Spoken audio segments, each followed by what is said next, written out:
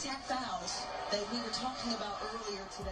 Caitlin Clark, by the way, absolutely silenced everybody yesterday. The woke media was all on her.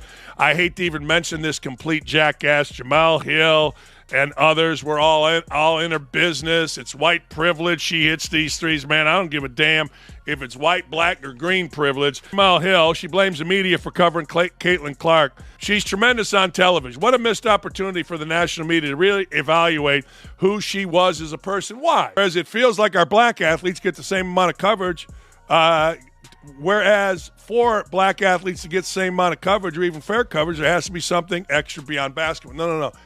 You choose to do that. You don't need anything extra. You might not believe it.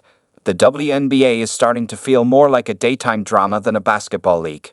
Lately, things have gotten heated. Jamel Hill is using the word racist in a public debate. And somehow Caitlin Clark has become the unexpected villain in all of it. There's leaked video, sharp looks on the court, and Rhyne Howard even looks ready to throw down. Is this basketball or reality TV? Either way, the drama's real, and it's picking up fast. Jamel Hill. The fact that she believes that Caitlin Clark is receiving more coverage than a lot of the other black players. I don't like that Jamel Hill said this. I feel like she's always looking for an excuse to race bait. That's her whole identity, and I just don't like this. Caitlin Clark is phenomenal. She is just that good. She's setting all types of records, scoring, assists. I mean, she is incredible. So she deserves the amount of coverage. Just when you thought Caitlin Clark's rookie season couldn't get any more dramatic, things heat up again. Now it's turning into a high-def showdown between her and Atlanta Dream's Rhyne Howard. At this point, it's less about basketball and more like a budget-friendly Game of Thrones, just with gym shorts instead of armor. Well, guess what? One of the master race baiters from the world of sports, if you still want to say she's involved in the world of sports, is back at it again. I'm talking about Jamel Hill, who is one of the integral reasons why Around the Horn no longer exists on ESPN. The latest round of How Hard Can We Hit Caitlin Clark Without Getting Ejected played out live on the court, and of course, the internet had a totally calm and respectful reaction. Just kidding. Social media exploded, and the debate went straight off the rails. One person that's been definitely weighing in on this Caitlin Clark drama has been Jamel Hill. This is season 2 of Caitlin Clark and the Fever, and now we have a new Jamel Hill rant. She is one person that's been pretty vocal about everything. The Angel Reese situation, now this Rhyne Howard thing, which I thought was not a big deal whatsoever. Reported on it yesterday. She did kind of get into Caitlin Clark's head, kind of psyched her out. I believe that's why Caitlin Clark played so bad. But some new footage has emerged of the incident. So, what happened this time? Just a casual sideline moment where Rhyne Howard got up close and personal with Caitlin Clark, like she was guarding national secrets. Then came the now famous line, either caught on mic or decoded by half the internet and their cats. I'm not scared of you or your team in Atlanta. Got Caitlin Clark taking it back, and you can see the hold there. Then Rhyne Howard doesn't like that. And there's some words between the two players as Naz Hillman quickly comes over and gets her bestie out of the scuffle. If you're wondering, that comment was basically the WNBA's version of an old-school duel challenge. Gloves off, tension high. And before things could cool down, Jamel Hill jumped into the mix with all the subtlety of a wrecking ball on fire. Her take: everyone needs to relax. It's just competition. You know, the kind that includes hard fouls, strategic bumps, and a little mental gamesmanship. We're going to be talking about something that was an interesting one. It was a really, really interesting one, and it was the kind of interactions between Rhyne Howard and Caitlin Clark. And if we're going to be honest, Rhyne Howard 100% got the better. Rhyne Howard, no ifs, ands, or buts about it, got the better of Caitlin Clark today on both ends of the floor.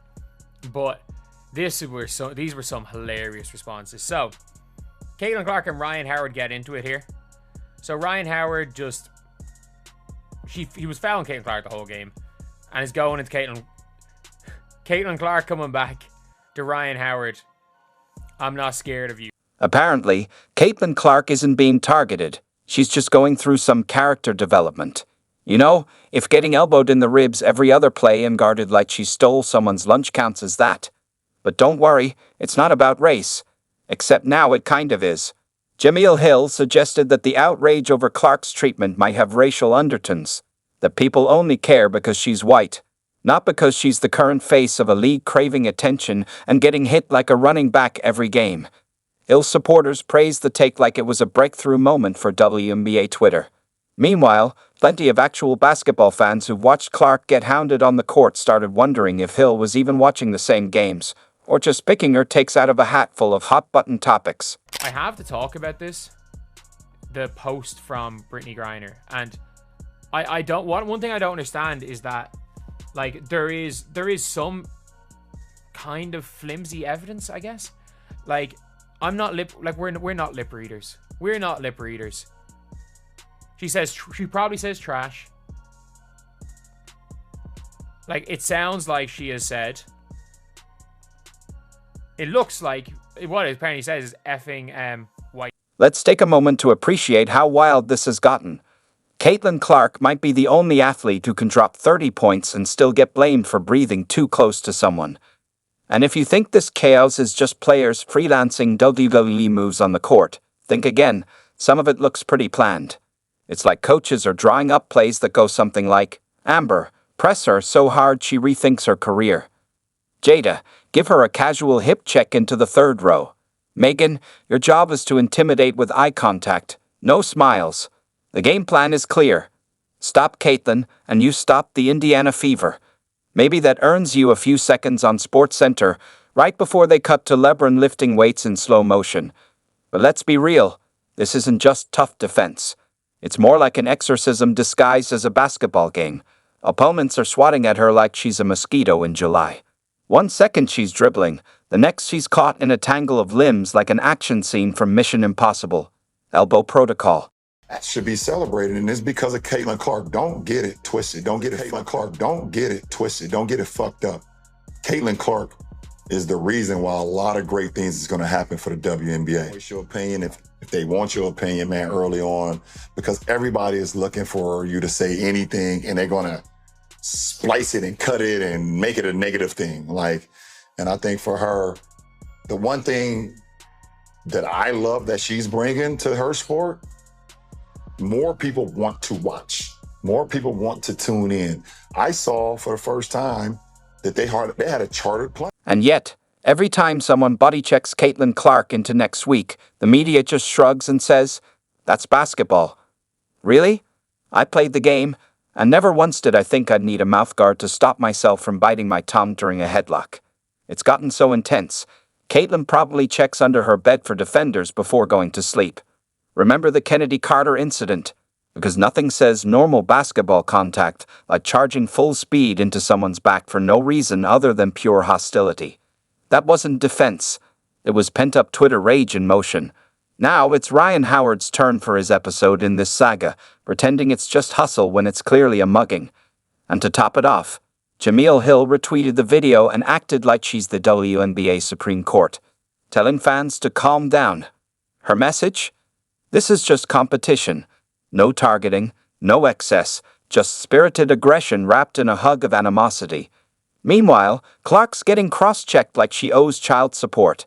Here's what's not just basketball, repeatedly singling out the league's most marketable player like she's got a target on her back that says, "Please tackle me, I love it." If Caitlin Clark were a Disney princess, every other player would be the evil stepsister trying to steal her shoes and push her down the stairs. It was a rough night for Caitlin Clark and the Indiana Fever. Last night, she only scored 3 points in a blowout loss to the New York Liberty. But it was a game on Saturday between the Fever and the Chicago Sky that had a lot of people talking. Fans were so hyped for Caitlin, Angel Reese, and Camila Cardoso to all be back on the same court. However, the moment that made headlines, this right here, the hard foul involving Clark and Caitlin. And the WNBA leadership? Oh, they're doing a fantastic job protecting player safety. By fantastic, I mean they're hiding under their desks, hoping ratings don't drop if Caitlin Clark heads overseas next season, where, rumor has it, basketball is actually played with rules. Let's talk about the league's leadership again. Where's the WNBA commissioner? On vacation? Meditating in a soundproof tank, because while Clark is out there being treated like she's crossing enemy lines, the top brass is nowhere to be found. If you listen closely, you can hear the silence of leadership in Dolby Atmos. Now, I know what some of you are thinking. Well, she asked for it. She's popular. So that's the logic? Being famous means it's open season. Better warn Bianca to watch out for elbow drops at her next concert. Clark didn't crown herself the face of the WNBA. The league did, the networks did, the fans did. And now she's being treated like she tried to cheat on American Gladiators. She's become the Hunger Games tribute of women's basketball. Foul down at 6, and it was the ticky-tack fouls, and again, Caitlin Clark doing a little bit of an acting job. Not sure if that was actually a foul, but again, that's for the ticky-tack fouls that we were talking about earlier. He's literally driven so many eyeballs to the game. Like they ain't flying commercial, they're flying charter. They're gonna make more money. They're playing on ESPN consistently. People are actually talking about it. Now they talk about it through the vein of Caitlin Clark. You're never going to hear a topic on ESPN discussed that doesn't involve Caitlin Clark somehow, most likely.